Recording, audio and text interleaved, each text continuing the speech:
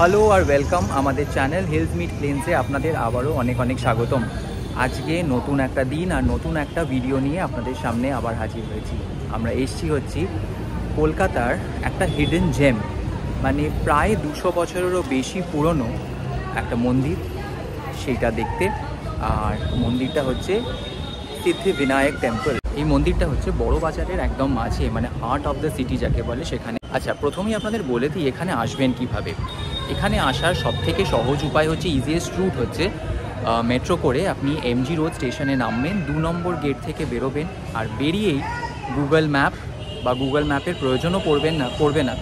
আপনারা একটু সোজা হেঁটে আসবেন টুয়ার্ডস কলেজ স্ট্রিট, আর হেঁটে এসে বাঁদিকে যে রাস্তাটা ঘুরে গেছে সেই রাস্তা দিয়ে 2 পা হেঁটে গেলেই কিন্তু মন্দির। আপনাদের একবার গলিটা আমি দেখিয়ে দিই, মন্দিরে যাওয়ার যে গলিটা, আর তারপরে মন্দিরের ভেতরটা দেখাবো যখন মন্দির প্রবেশ করব। মহাত্মা গান্ধী মেট্রো স্টেশনের 2 নম্বর গেট দিয়ে বেরিয়ে সোজা সেন্ট্রাল অ্যাভিনিউ ধরে একটু হেঁটেই পৌঁছে যাবেন এই সিদ্ধিবিনায়ক মন্দিরে। মার্বেল প্যালেসের ঠিক পাশেই রাস্তার ওপরে এই সুবিশাল গেট দিয়ে প্রবেশ করতেই দেখতে পাবেন প্রকাণ্ড রাজবাড়ি, যার ভেতরে রয়েছে এই মন্দির। 48B মুক্তারাম বাবু স্ট্রিটে অবস্থিত এই মন্দির কিন্তু একসময় ছিল রাজা রাজেন্দ্র মল্লিকের এক ঐতিহ্যশালী বাড়ি। সেটা ইমামি গ্রুপের 2 কর্ণধার শ্রী রাধেশ্যাম গোয়েঙ্কা আর শ্রী রাধেশ্যাম আগরওয়াল 2 বন্ধু মিলে এটাকে শপিং মল না করে এবং এটার যে আকৃতি সেটাকে সম্পূর্ণ অবিকৃত রেখে তৈরি করেছেন এক অসাধারণ মন্দির। আমরা সকলেই মুম্বাইয়ের সিদ্ধিবিনায়ক মন্দিরের নাম শুনেছি, কিন্তু কলকাতার এই ঐতিহ্যশীল মন্দির কিন্তু সত্যি কলকাতাবাসীদের জন্য এই 2 বন্ধুর অবদান।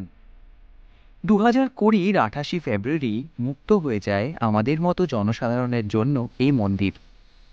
আজ আমরা সেখানেই চলে এসেছি, আর মন্দিরের সমস্ত ইনফরমেশন, খোলা বন্ধ হওয়ার সময় বা প্রসাদের কি সিস্টেম, তা আজ আপনাদের সামনে তুলে ধরব।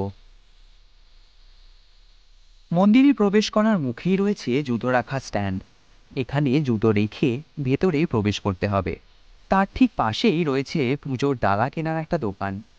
এখানে 101 টাকা থেকে 1001 টাকা পর্যন্ত ডালা পাওয়া যায়। ডালা কিনে রাজবাড়ির গাড়ি বারান্দা পেরিয়ে প্রবেশ করতে হবে মন্দিরে।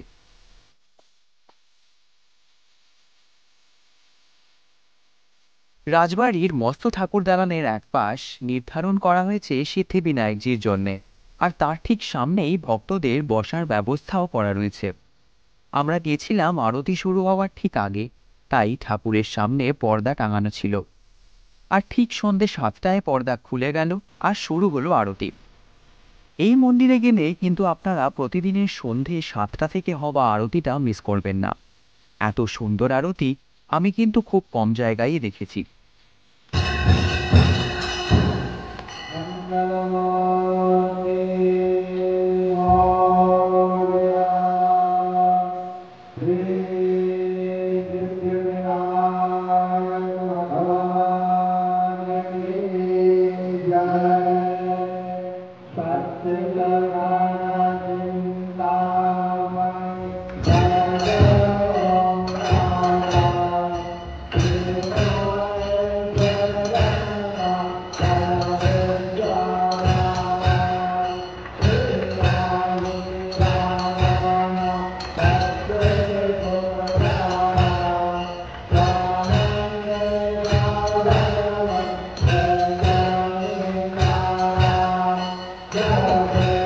সিদ্ধিবিনায়কজির ঠিক উল্টো দিকে কিন্তু রয়েছে একটা ছোট্ট হনুমানজির মন্দির, আর আরতি হবার সময় কিন্তু এখানেও একই সঙ্গে আরতি হয়। বলা হয় গণেশ ঠাকুর নাকি মাতা পার্বতী আর পিতা মহেশ্বরকে প্রদক্ষিণ করে সমগ্র পৃথিবীর দর্শন করেছিলেন। আমরাও সিদ্ধিবিনায়কজির প্রদক্ষিণ করে মনের সমস্ত কামনা ওনাকে জানালাম, আর তার সঙ্গে আপনাদেরও মন্দির সংক্রান্ত কয়েকটা গুরুত্বপূর্ণ তথ্য বলে দিই।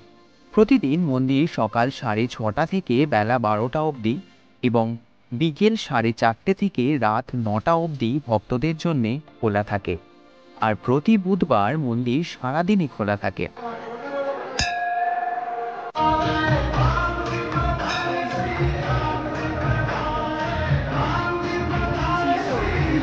আর এখানে আপনি যখনই আসেন না কেন প্রসাদ আপনাকে দেওয়াই হবে, কখনো খিচুড়ি, কখনো হালুয়া, আবার আমরা যেমন পেলাম কখনো পায়েস। মুম্বাইয়ে সিদ্ধিবিনায়কের আদলে তৈরি এই গণেশ বিগ্রহ কিন্তু তার সুন্দর সাজসজ্জার জন্য নজর কাড়বেই। পুরো চারিপাশ সোনালি রঙে মোড়া, আর এক পাশে ঋদ্ধি ও আরেক পাশে সিদ্ধি নিয়ে বিরাজমান এখানে বাপ্পা।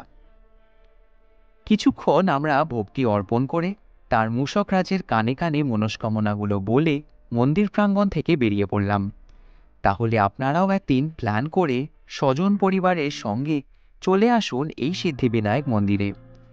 আর আমাদের এই ভিডিওটা আপনাদের যদি ভালো লেগে থাকে তাহলে প্লিজ লাইক, শেয়ার, কমেন্ট তো করবেনই, তার সঙ্গে আমাদের চ্যানেলে নতুন হয়ে থাকলে অবশ্যই চ্যানেলটা সাবস্ক্রাইব করে দেবেন। তাহলে আজ চলি, ফিরে আসবো আবার এরকম নতুন একটা জায়গার খোঁজ নিয়ে। ভালো থাকবেন, সুস্থ থাকবেন, নমস্কার।